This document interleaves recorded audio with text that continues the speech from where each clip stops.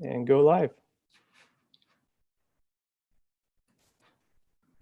Good afternoon. Thank you everyone for joining us. My name is Sophia. I work in Congressman Blumenauer's district office here in Portland. I am so excited to be here today moderating this virtual town hall.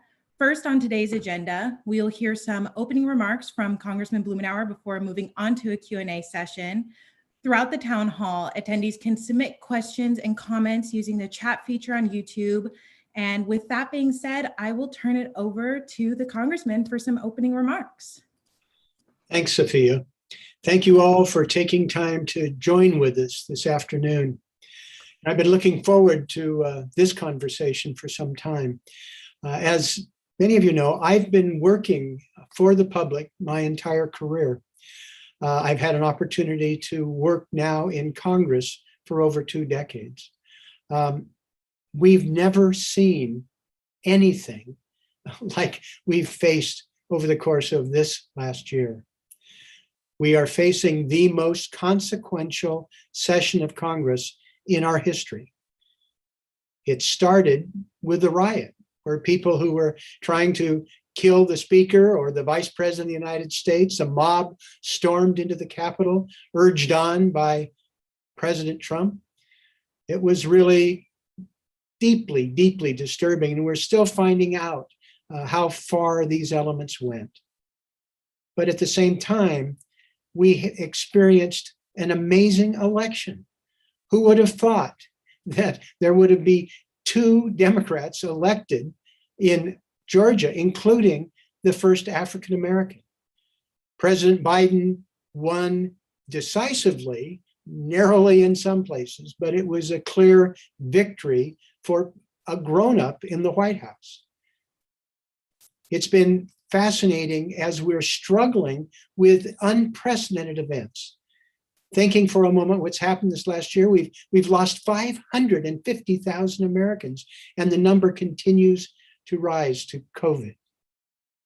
We had a near meltdown of the economy earlier, and we still have millions of people struggling, dealing with housing, dealing with supporting their families, dealing with healthcare. The COVID crisis has underscored the disparities in our healthcare system that deeply disadvantaged people of color, low income, and underscore weaknesses. Weaknesses, for example, in global supply chains. Our food supply chain, we found out, is incredibly brittle because of the mechanisms that are employed, and makes difficult our ability to be able to get support for the people who need it.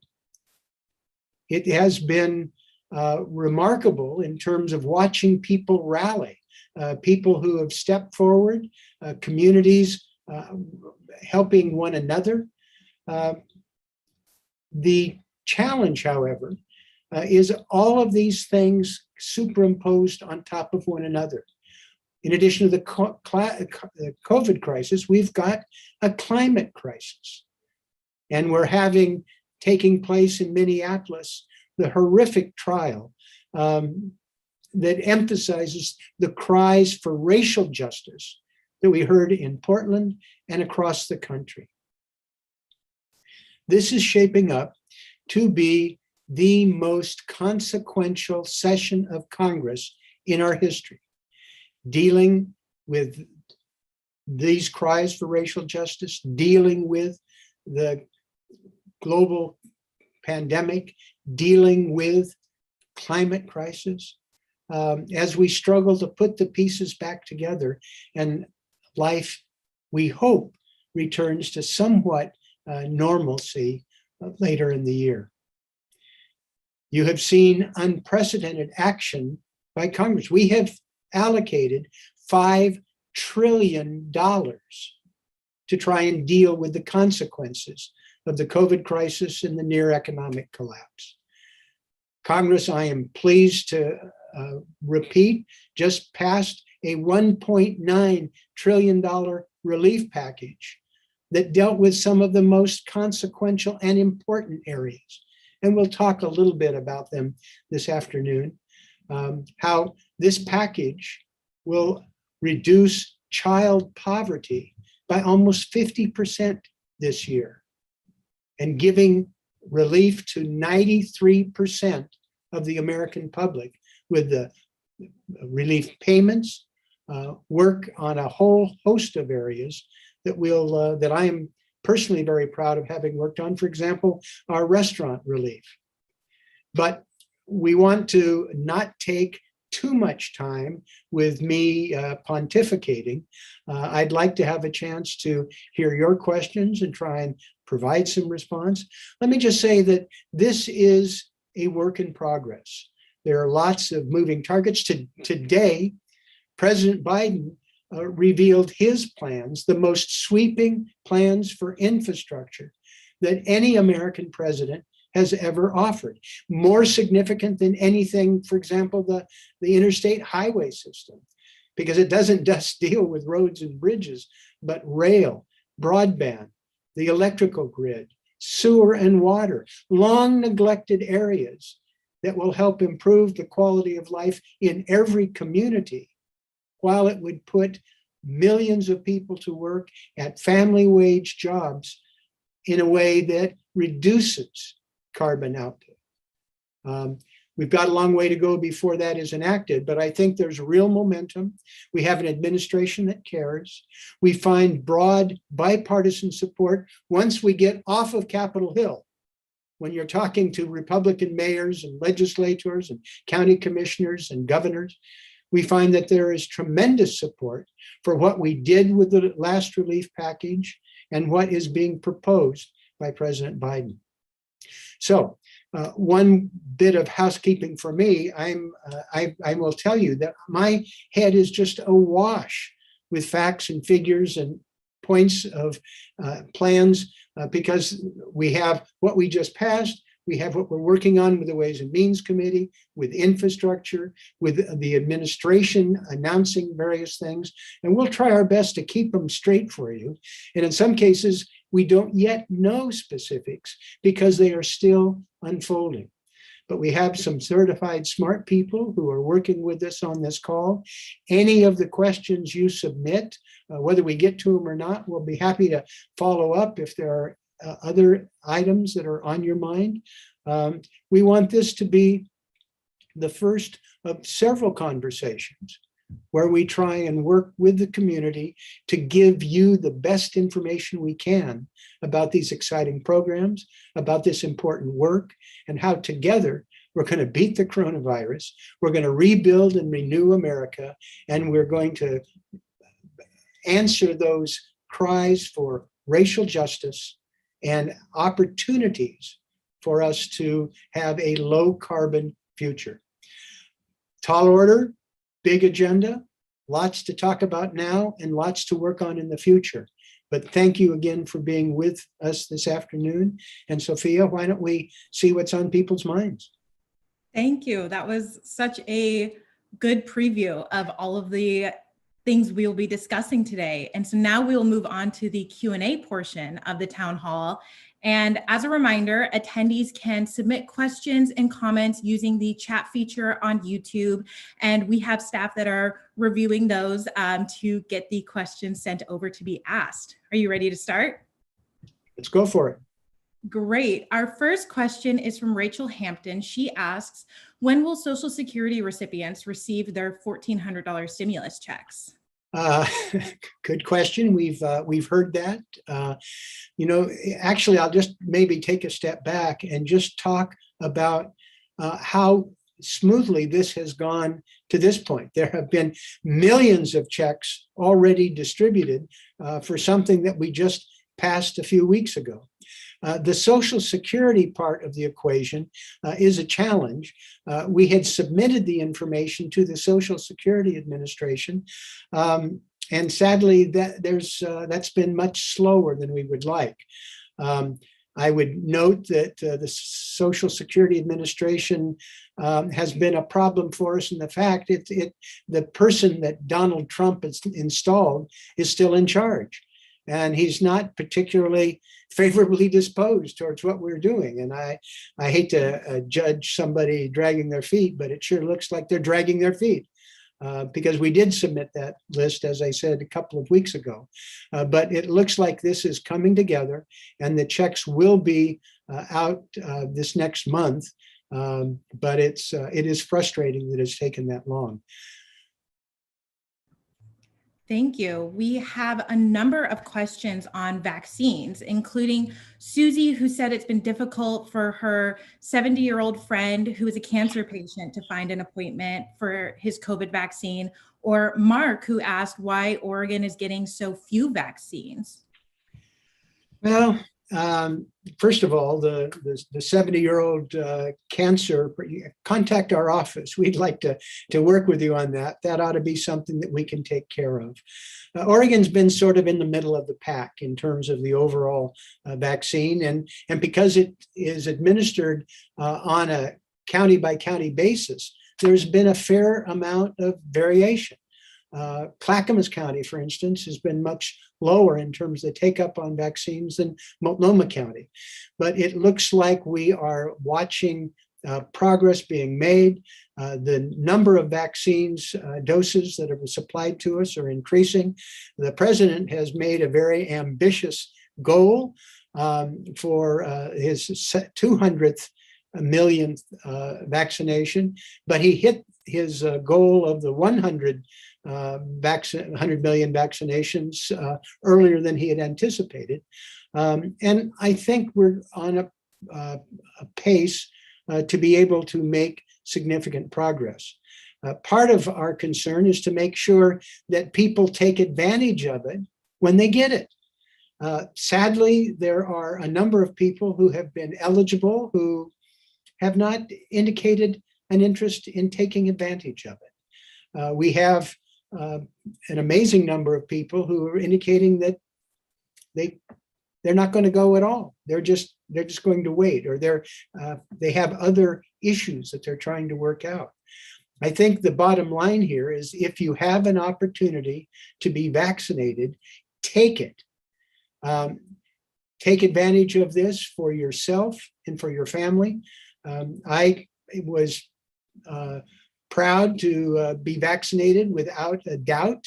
And we're promoting this for anybody who even has any doubt. Look at the facts. Deal with what the CDC has done, Dr. Fauci. This is essential if we're going to be able to get that herd immunity that we've talked about. Take advantage, be sure that you encourage others in your family to do so. And then last but not least, after you're vaccinated, and it takes a couple of weeks for it to fully take effect, continue to practice the being safe and thoughtful. Mask in public, social distancing, not socializing outside your immediate group. We're looking at some of these new variants that are taking place. We've seen an uptick in infections. So even though we're making progress with the vaccine and more is in the offing, we have to not let down our guard.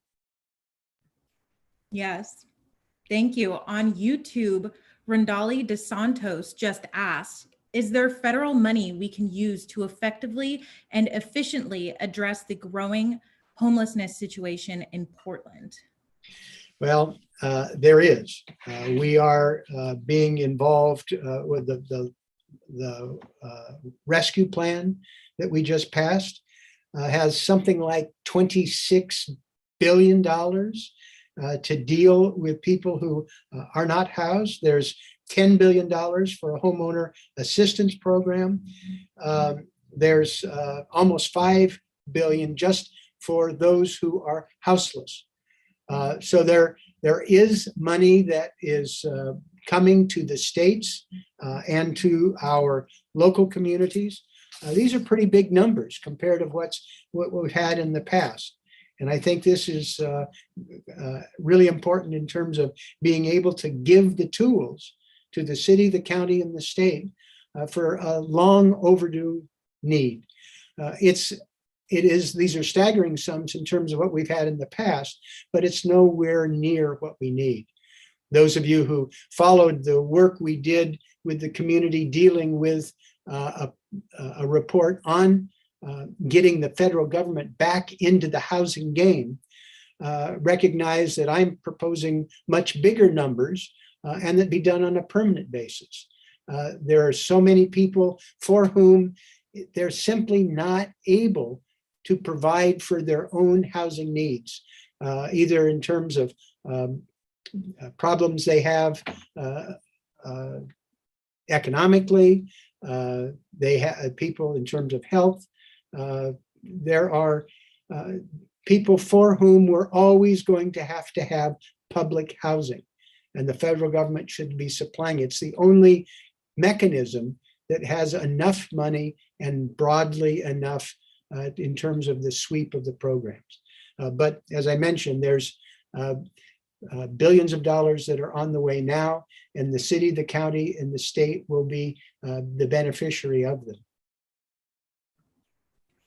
Great. We've had a number of people ask about what are some additional pieces of healthcare relief, such as COBRA subsidies, that the American Rescue Plan will provide.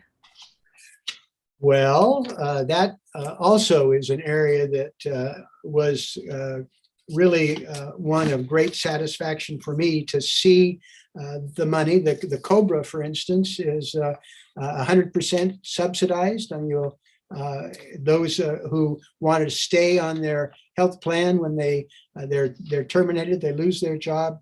That is a significant benefit that is available to people.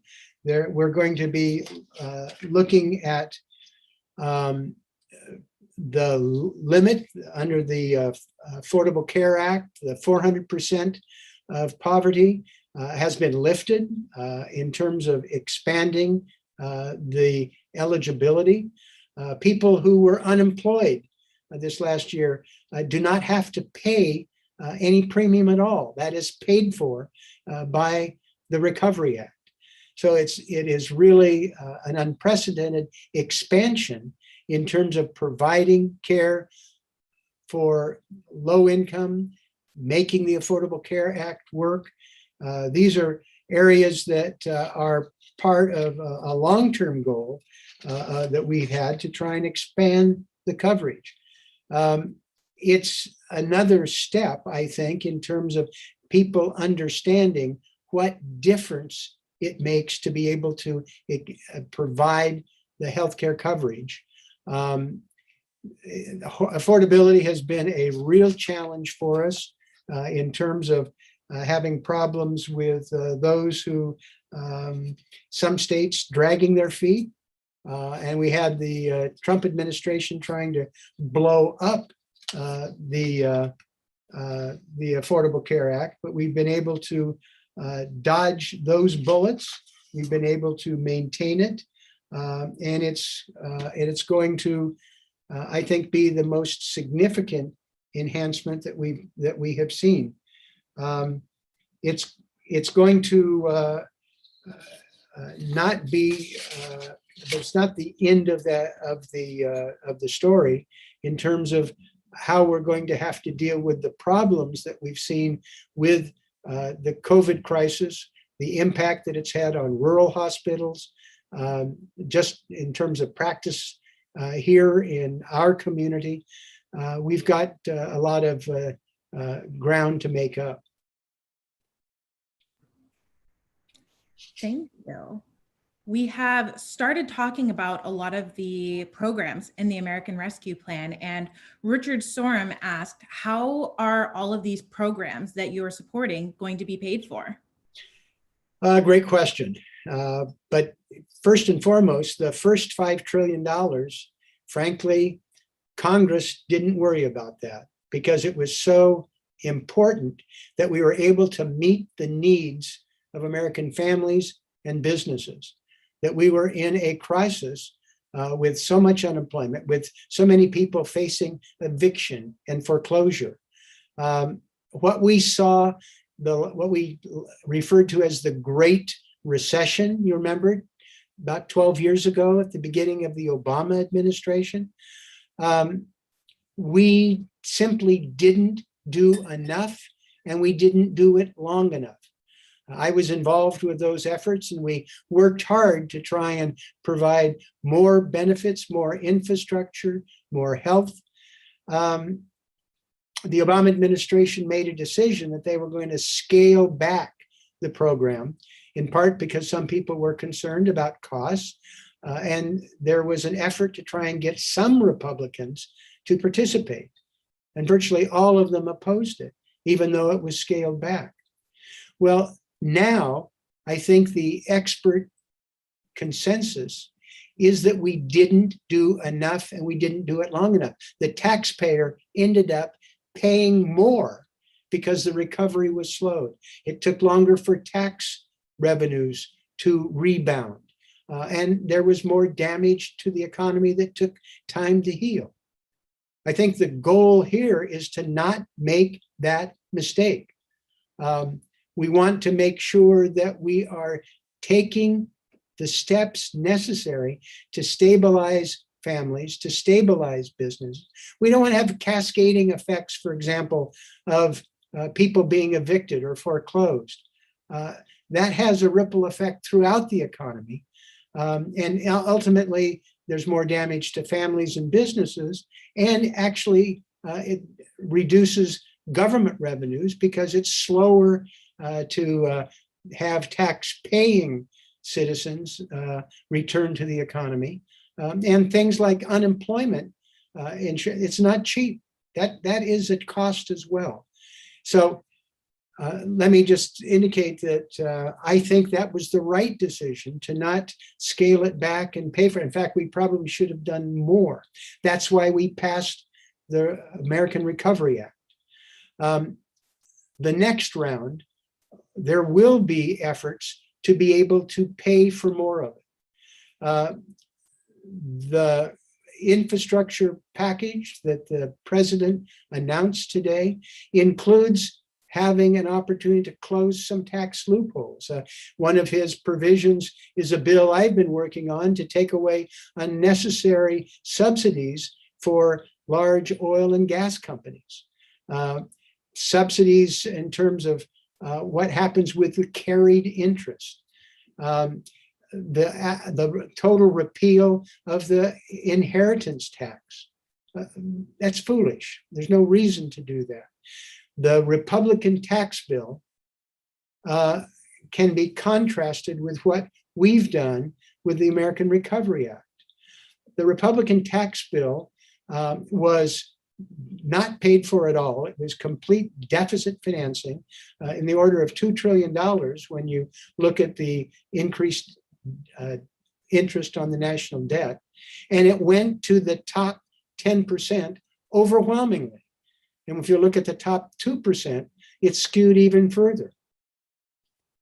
The American Recovery Act is concentrated on the bottom 80% of the American public, with special emphasis on the lowest income people. It's the opposite of what the Republicans did. This will be, again, there's a reduction. The proposal is to raise the corporate income tax. The corporate income tax was dramatically reduced, even less than what the business community was asked for. And I'm quite confident, going to raise that back up, not as high as it was, but make significant inroads. These are areas where those you've probably read articles about how the billionaires have been making out like bandits in this COVID crisis. We're minting more billionaires, and their wealth is increasing. The president has made an absolute commitment that he doesn't want to raise taxes on anybody who makes under $400,000 a year. I think that's reasonable, but there are a variety of areas where tax loopholes can be closed, where tax rates can be increased for people who can afford it and who have actually fared pretty well in this economic crisis. There are a number of folks who can work from home. Their investments are moving along. So this effort is going to be more self-supporting than the previous, but there will be, I think, partial debt financing. Part of the infrastructure will be improvements that will be here for 40 or 50 or 60 years. Well, things that we're investing for 50 or 60 years, it's not a bad idea for our grandchildren to have a little skin in that game, but we're going to balance it, and it's going to be focused on those who have the ability to pay. Thank you. Julie asked, when can restaurants apply for grants? Well, Julie, I'm glad you raised that. The restaurants bill is something that I am amazingly proud of. Our restaurants bill actually was born right here in Portland, Oregon, with some of the leaders in our restaurant industry. We met with them to think through what would be necessary to save 500,000 independent restaurants to be able to keep them in business. There was a danger if we didn't do something that we'd end up losing 3/4 of them permanently. We've already sadly lost 100,000, but we've got some specific areas that have made a difference. Part of what happened is we were able to change some of the PPP, the Paycheck Protection Program, which as it was introduced didn't help restaurants at all. We were able to make it a little more favorable for restaurants. But our bill is going into effect this month. It has $28.6 billion dedicated for restaurant recovery. These will be grants, not loans, grants. Many in the restaurant industry are already leveraged. They have all the debt they need. And if we didn't do something, there's no guarantee that they would even be in business. They can apply for these grants through the Small Business Association administration. I talked to the new administrator yesterday, dealing with how they're going to administer. I was assured that it would be moving forward quickly. They are streamlining some of the provisions so it's less onerous. What we wrote into the bill requires them to prioritize women, minorities, veterans, that these categories would be first in line. There's $5 billion that is set aside for small restaurants that had less than $500,000 in revenue in 2019. So we are prioritizing smaller restaurants, prioritizing women, veterans, minorities, so that we're not going to have the situation we faced with the PPP loans, where some of the favored customers of banks actually had the banks fill out the applications for them, sort of a concierge service, putting them in the front of the line. And many of the people who needed it were on their own, and funds ran out, as you remember, because of the tremendous demand. We structured the restaurants bill so that the people who need help most are not going to be shut out. Now, the $28.6 billion sounds like a lot of money, but it's not as much as we need. And I think it will be oversubscribed. One of the things that we are doing, and I'm pleased that my the Senate partner is Chuck Schumer, the majority leader in the Senate, who was with me when we rolled this out. Schumer has indicated that he already is thinking about having a fund to replenish these resources when they're all used up.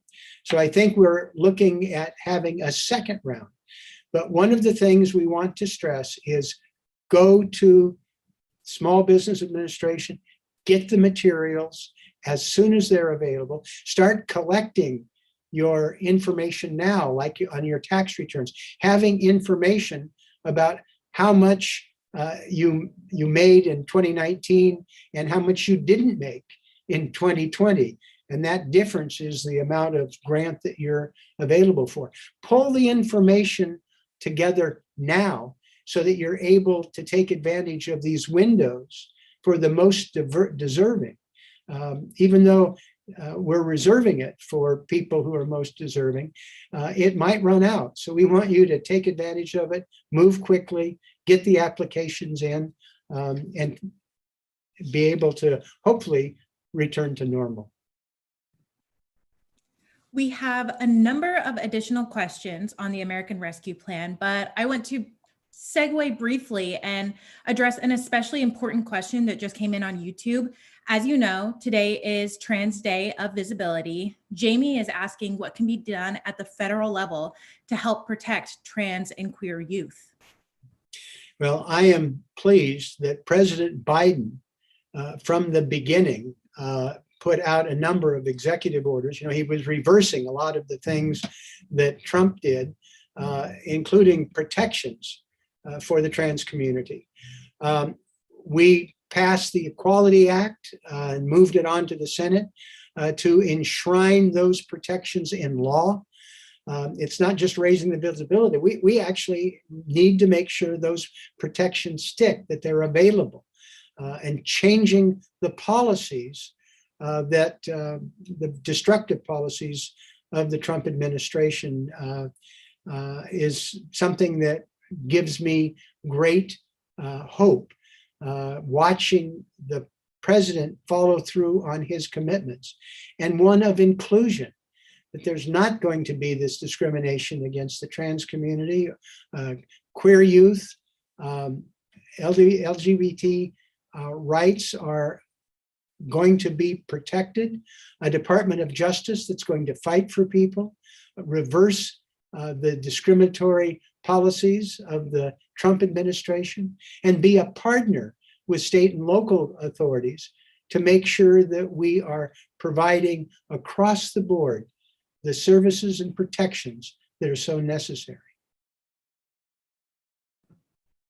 Thank you. Before turning back to some of the American Rescue Plan questions, I want to address this question just asked by Jackson Friedman on YouTube.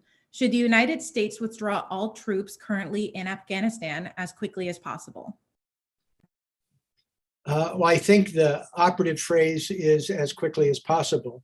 The Afghanistan situation is a tragedy for the people of Afghanistan and for the United States. I was violently opposed to the expansion of the war in Afghanistan into Iraq, how the mission creep in Afghanistan seemed to, we made it worse, frankly, by not dealing with the Taliban when we could and engaging the international community. And then we destabilizing Iraq, one of the worst foreign policy blunders in American history, if not the worst, and we're still paying the price for that. That said, we're down to like 2,500 troops now, and I'm quite confident that President Biden is committed to removing them as soon as possible. These things are not simple. President Biden was a voice in the Obama administration for limiting the activity, for being cautious, for not going overboard with the war in Iraq. He's, I think, very experienced because of his work chairing the Senate Foreign Relations Committee. He's going to be, I think, very judicious, and he's going to be open to diplomacy.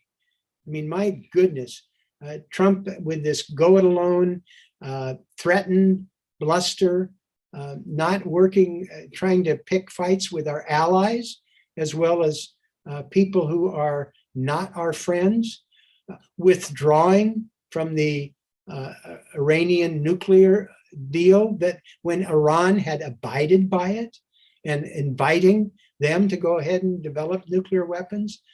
This is insanity.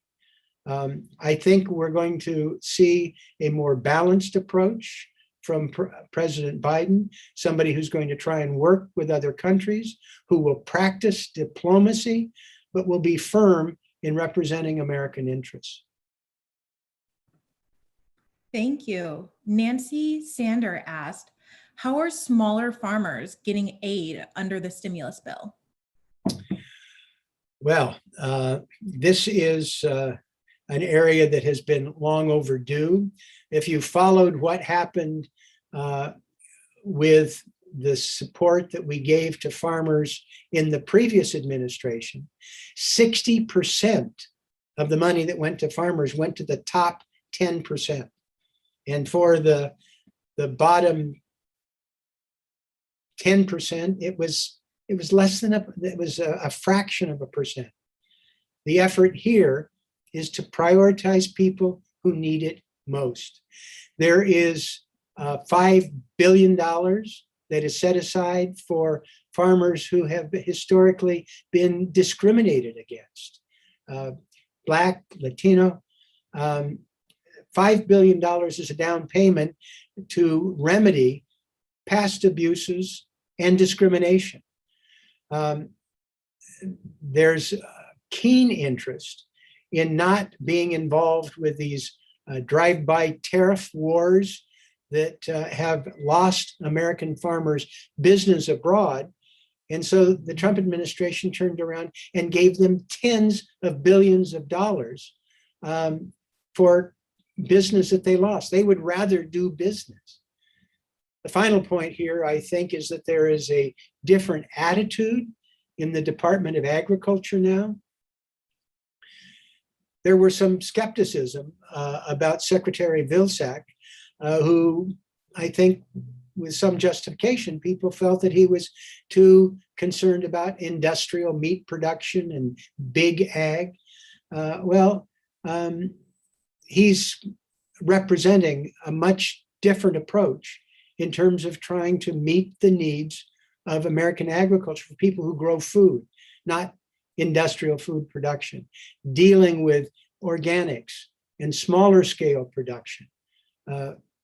Part of what we have seen with the pandemic is that it has illustrated how fragile our food supply system is, how brittle it is.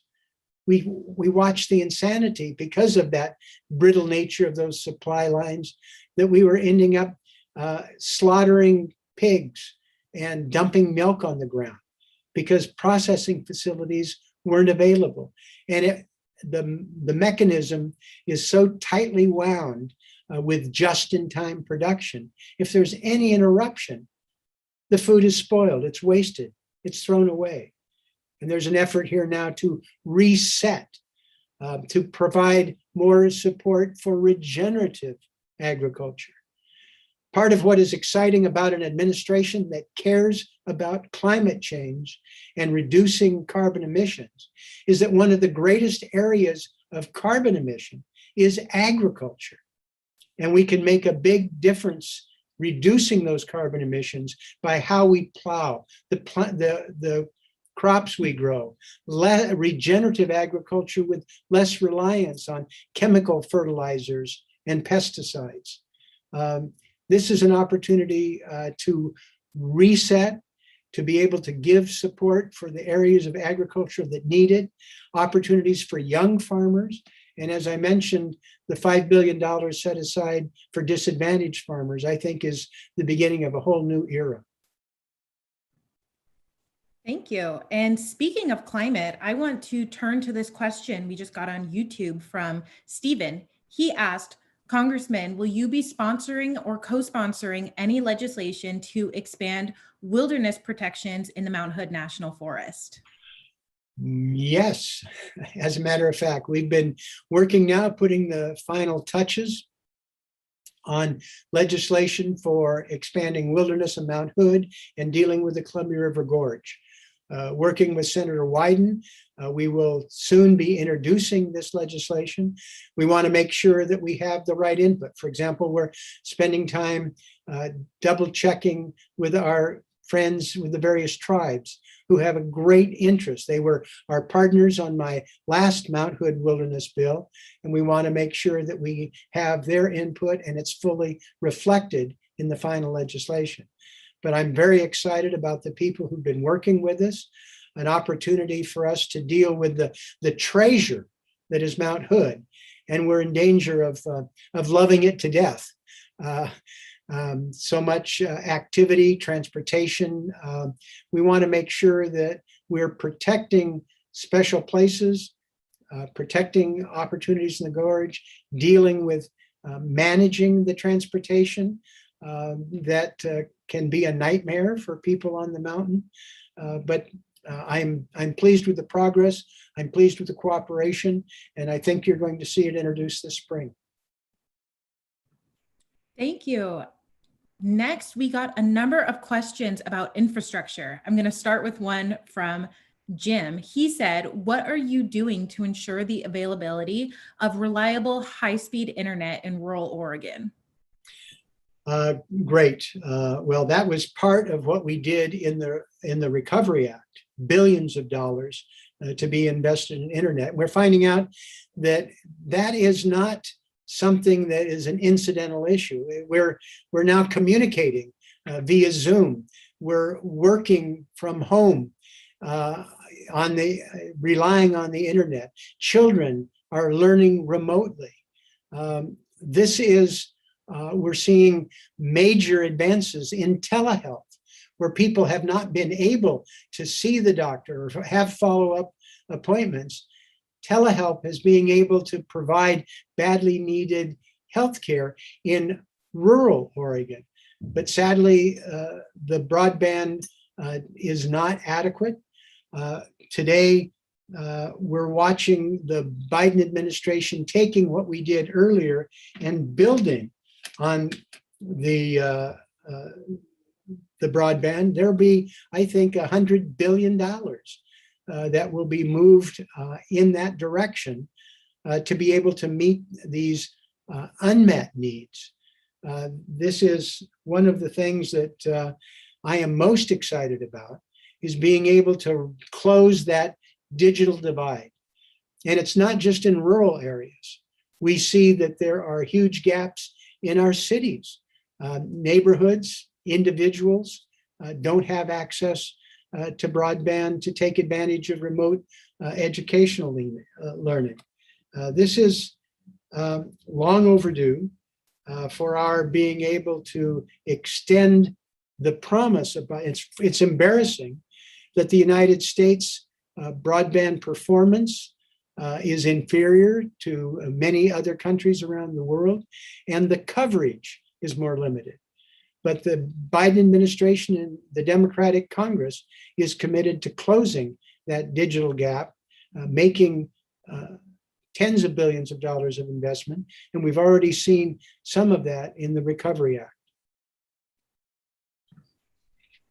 Great. Along the same lines, we have a question from Martha at Mattis, and she asks, do you think it is possible to get a bipartisan infrastructure package paid for in whole or in part by undoing some of the Trump tax package giveaways to the wealthy and businesses? Absolutely.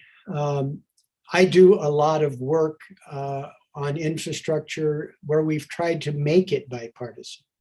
I am proud of work I've done in our community and around the country, trying to bring people together and build a bipartisan coalition. There's nothing that should be partisan about infrastructure. Being able to have a reliable electrical grid, being able to have access to broadband, having safe sewer and drinking water, being able to have roads and bridges, and being able to make our streets safe. That's not partisan. Historically, we've had some pretty good luck engaging Republicans working with us. Now, unfortunately, my Republican colleagues refused to move on that. For 8 years, when they were in charge of Congress, they wouldn't even have a hearing on infrastructure. And they were opposed to our efforts to look at finance. When you get off of Capitol Hill, there was Republican support for governors and mayors legislators who wanted to cooperate with us. I am hopeful that the plan that is unveiled today by President Biden is bold enough, is significant enough in all these various communities that'll give people things that they want and need, that will be able to enlist their support. We're watching significant interest in the business community, in organized labor, with the professions. We have the broadest coalition of any area that is controversial in Congress. Paying for infrastructure in a nonpartisan way is something that should bring people together. And we're going to try to be able to build that base of support. And certainly the president has indicated he's willing to do that. I hope that Republicans will respond, because there are things here that they believe in. They believe in clean water. They believe in being able to have safe roads.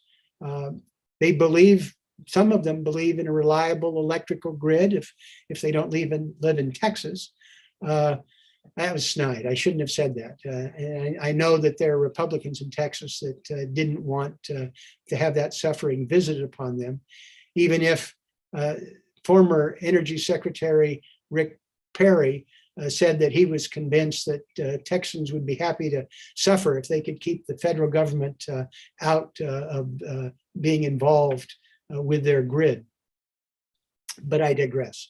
There will be opportunities to reach out to them. There will be opportunities for them to participate. And I hope that they will reflect their support for the concepts with the support for paying for it. Republicans used to care about deficits. As I noted, when they did that tax bill, providing massive tax cuts for people who need it the least, they didn't worry about deficits at all. Well, I hope that they will work with us on the infrastructure piece, because we can have an opportunity for this package to not increase the deficit. Thank you. And speaking of clean energy and the electrical grid, Michael Canarella inquired about electric vehicle charging stations. Absolutely. That is one of the most important areas of infrastructure development we need. That was part of what the Biden administration has proposed. We have suggested that there needs to be federal support for 500,000 charging stations. The electrification of the transportation system is one of our greatest hopes to reduce greenhouse gas emissions. An electrified system can dramatically reduce carbon in the atmosphere. It can improve efficiency, and it'll be cheaper in the long run for people with electric vehicles. That's where we're going. The American auto industry is moving in that direction. We actually have to run pretty fast, because the Chinese have declared that they're going to dominate this space. Well, there's a lot we can do to move that forward. One of the things we're working on now, one of the reasons I'm working with a group of people to fire the Postal Board of Supervisors, the Postmaster General is engaged in a really stupid proposal to invest in over 500,000 vehicles of the old technology. If those over 500,000 vehicles were electric, we could help jumpstart the American electric vehicle industry. We could support the electric infrastructure. We'd reduce emissions dramatically and lower costs. But this is part of the program. It's part of what the Biden administration is committed to and what we're working on in Congress. I think it'd be a nice idea to make sure that there's a charging station or two for every one of our independent restaurants. That would be a nice way to help them, be able to help them recover, charge the vehicle. I think it's a win-win. I like that. I want to ask another question from YouTube about another pressing topic. Eric asked, how are you planning to push back on Georgia's voter suppression legislation from a federal level? And how will you get the Senate support for this? Well, we have in the House passed HR 1, which would implement protections to stop the abuses that we're seeing in Georgia in terms of active voter suppression. There are other things in HR 1. I was able to put in that legislation provisions of the Oregon vote by mail system to be able to expand it with postage paid envelopes, support for the post office, at the same time, support for democracy. There's opportunities to get dark money out of Congress, out of politics. HR 1 was a very comprehensive reform of elections generally. Now, candidly, that's going to be difficult to get passed. We passed it in the House with no Republican support. In the Senate, and we haven't really talked about this, but the Senate is evenly balanced. It's 50-50 between Republicans and Democrats. The only way we were able to get the Recovery Act passed is when Vice President Harris broke the tie.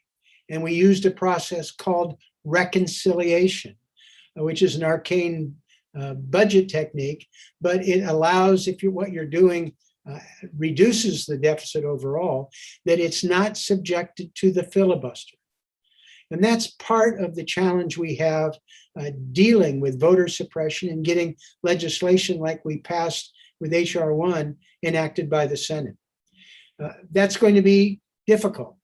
It's not clear to me that the entire sweep of HR 1 would get 50 votes in the Senate. There may be the need to make some modifications. It may be necessary to try and use reconciliation to pass it. I am pleased that people are springing into action. We're going to be suing because there may be opportunities to undo some of this with litigation. I mean, it is so egregious. By what right are people going to deny giving water to people standing in line to vote in Georgia? They made that illegal. And bear in mind, the people who are standing in line in Georgia are going to be in the precincts that are primarily African American. It is inherently discriminatory. And so we'll be challenging those legally, but we need legislation that restores as much of the Voting Rights Act as we can. We named our Voting Rights Act after my late friend, dear colleague, the legendary civil rights hero, John Lewis. This is starting to produce, I think, a little bit of backlash. There are activists across the board who are calling upon the business community to repudiate what the Republicans did in the Georgia legislature. Remember when there were intense discriminatory legislation based on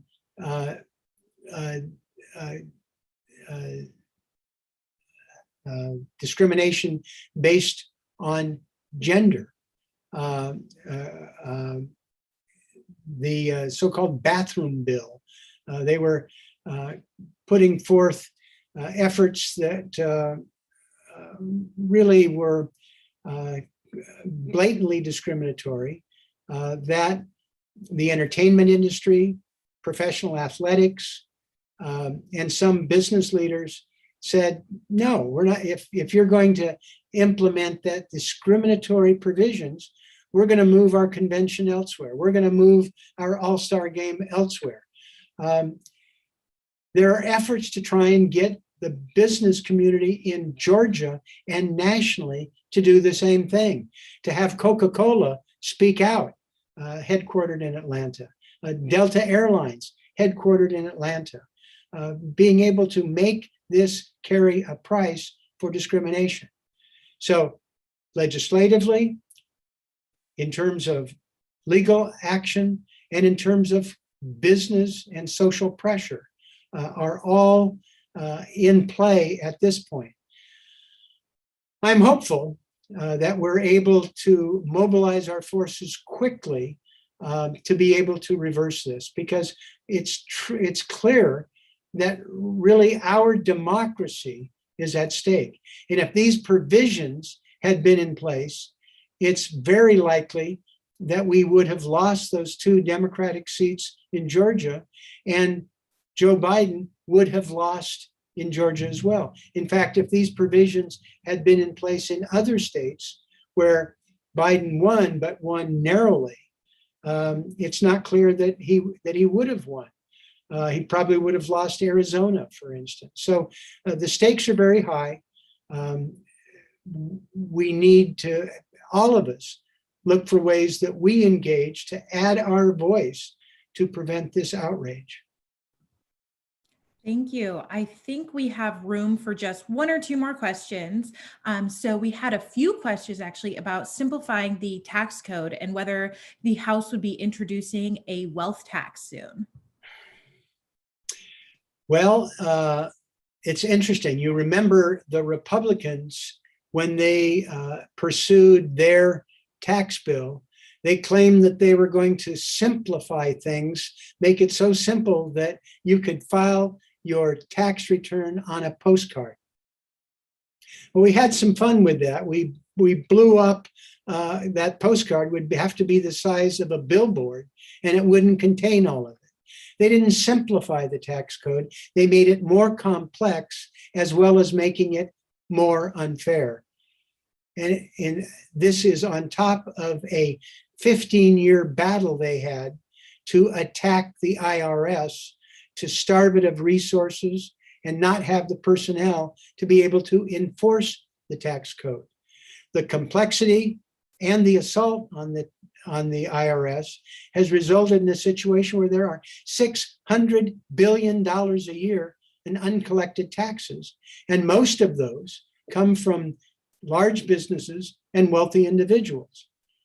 Part of what the Biden administration is going to do, and what we are working on in the Ways and Means Committee in the House, is to have some tax compliance, hire people who can enforce the tax code, being able to audit people who actually are causing the problem. The IRS, under the Republican assault, concentrated its auditing on the poorest people. People who use the earned income tax credit may have been confused. However, amount of tax mistakes or fraud concentrating on the poorest Americans, even if all of them were fraudulent, it wouldn't be a fraction of the amount that is not paid by the wealthiest of Americans. That's where the tax compliance needs to be focused. Simplification is easier said than done, but it will be a principle. And we can start by, as I mentioned, by legislation to eliminate those tax loopholes for big oil and gas, get rid of carried interest. These are areas that will make a big difference. There will be efforts at reform. Simplification is an elusive goal, but the more we zero in on these unjustified tax provisions, I think we can make some real progress. Thank you. And finally, we have a question from Gerald. He asks, what is my congressman's plan to bring the Green New Deal to America? Well, I am pleased the progress we've seen in terms of people embracing the Green New Deal. I was author of the provisions there for green agriculture. I've worked with AOC and Bernie Sanders on our climate emergency legislation. Declaring a climate emergency gives latitude for the president to do things invoking the National Emergency Act. Unlike Donald Trump, who used it to take money away from military housing and build his stupid wall, we'd be using it for real areas of an emergency, which the climate emergency is. So we've got a number of elements in the transportation piece, the tax code areas, mentioned agriculture. What you're seeing with the Biden administration and Democrats in Congress is weaving throughout our work dealing with reducing carbon emissions. A low carbon future is imperative, and it's going to be infused with most of what you're going to see us working on and making real progress, I'm convinced. Thank you, Congressman. And thank you to everyone tuning in on YouTube for submitting your questions and being a part of this conversation. Would you like to say a final few words? Just thank you all. Use the chat function if you have questions or comments. If we didn't get to your question or you want clarification, by all means, follow up with us and we'll get back to you. I'm looking forward to future conversations like this on greater detail and specifics that are the challenges that we all want to remedy.